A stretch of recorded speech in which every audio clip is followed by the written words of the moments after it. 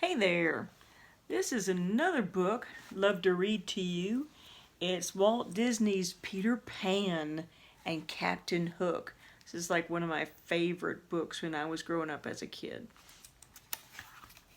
And I love the illustrations. I just think they're fabulous. It was the best time of the day. The lamps were lighted in the bedroom. Wendy sat by the fire. "Tell us a story, Wendy," said her brother John. "A pirate story." "With Indians in it," said Michael. So Wendy told her brothers a story. It had pirates and Indians in it. It began with Peter Pan. Peter Pan was a boy. He was very brave. He could crow like a rooster. Best of all, he could fly. He could fly high, he could fly low, he could race with the clouds and chase the stars. He could slide down the rainbow. Peter's best friend was the tiny fairy, Tinker Bell. Tink could fly too. She never talked, but she would stand on Peter's hand. Tiny lights flashed and she made tinkling sounds. Peter could always understand her. Peter and Tink lived in Neverland. It was a magic place.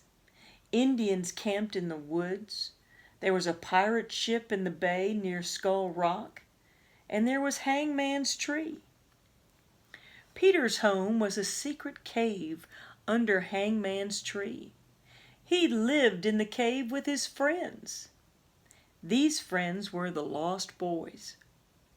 They had no mothers or fathers, but they did have Peter and Tink and the safe, secret cave. One day, Peter and Tink went out flying. The Lost Boys could not fly. They tried to think of something else to do, something that would be fun. "I know," said one. "Let's go fight the Indians." "We can creep up on them," said another. "We'll catch them," cried a third. They began creeping through the woods. They were going toward the Indian camp. "Shh," said one of the boys. "An Indian may be hiding behind every tree." There was not an Indian behind every tree. There was an Indian inside every tree. The Indians leapt out and caught the Lost Boys. "Help, Peter!" shouted the boys. "Tinker Bell, save us!"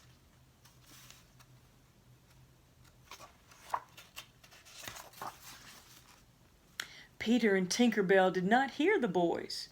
Peter and Tink were on Skull Rock. "Look," said Peter. He pointed across the water. Tink looked and saw a boat. In it, she saw Peter's enemy, the terrible pirate, Captain Hook.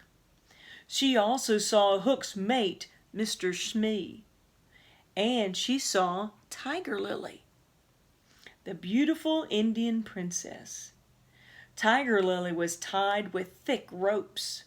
The poor girl was Captain Hook's prisoner.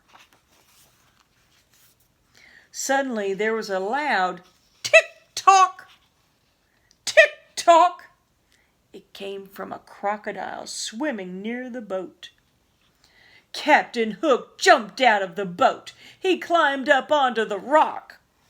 "That crocodile follows me everywhere," he cried. "He wants to eat me."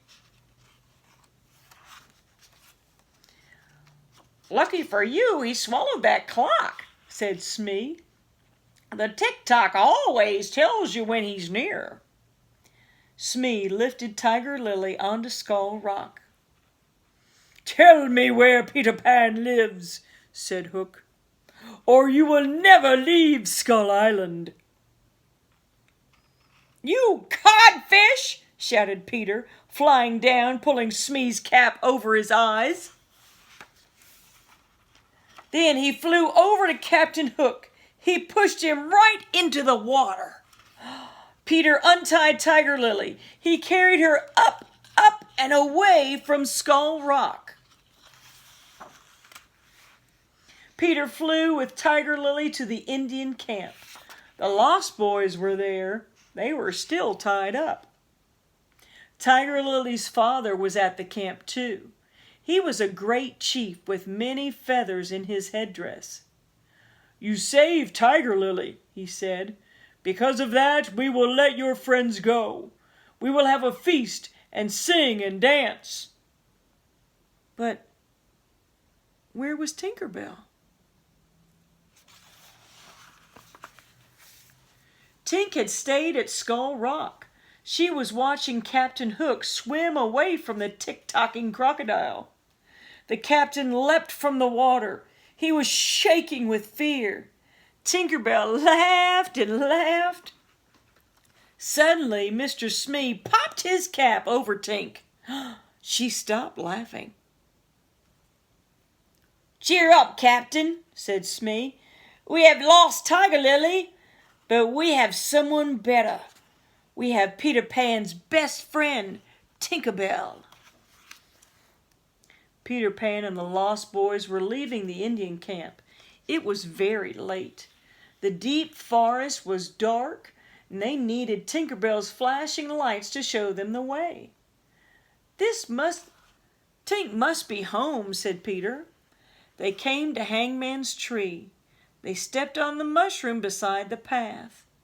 Then they pressed a knothole near a low branch. The door to the secret cave opened.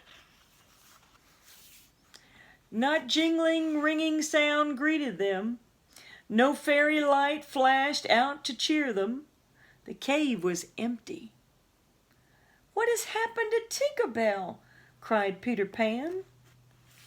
Michael pulled at Wendy's hand. "What did happen to Tinker Bell?" he asked. "What did Captain Hook do with her?" "He took her to the pirate ship," said Wendy. "What then?" asked John. Captain Hook and Mr. Smee plotted a terrible plot. They wanted to make Peter Pan come to the pirate ship to save Tinker Bell. Then they would capture Peter. The pirates locked Tinker Bell in a lantern outside the ship's cabin. There she stayed, tinkling and shining and calling for help. But now Peter Pan was looking for Tinker Bell. He flew here and there across Neverland.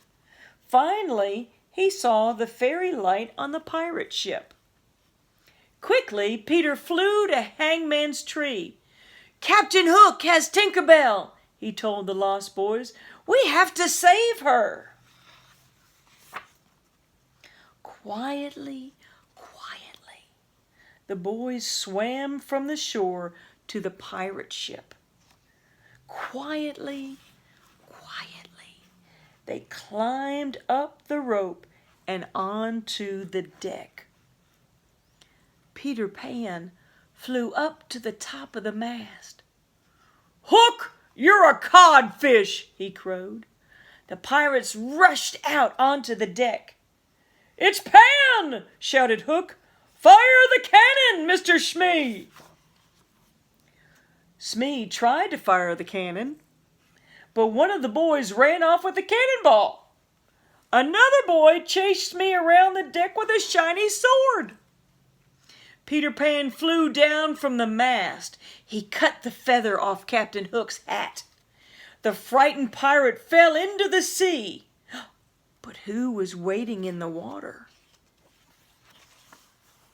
The tick-tocking crocodile was waiting. Captain Hook swam for his life. He swam and he swam and he swam. For all we know, he is swimming still. Peter Pan and the Lost Boys let Tinker Bell out of the lantern. Then they hurried to their secret cave under Hangman's Tree. Wow, what happened then? Asked Michael. Peter Pan and Tinker Bell and the Lost Boys went to sleep, said Wendy, and that's where you're going. She tucked her brothers into bed. Is there really a Peter Pan? Asked John. Will we ever see him? Perhaps someday, said Wendy.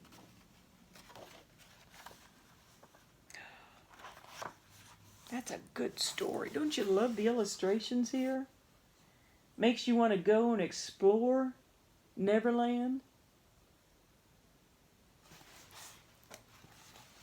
And that's the end of Peter Pan and Captain Hook.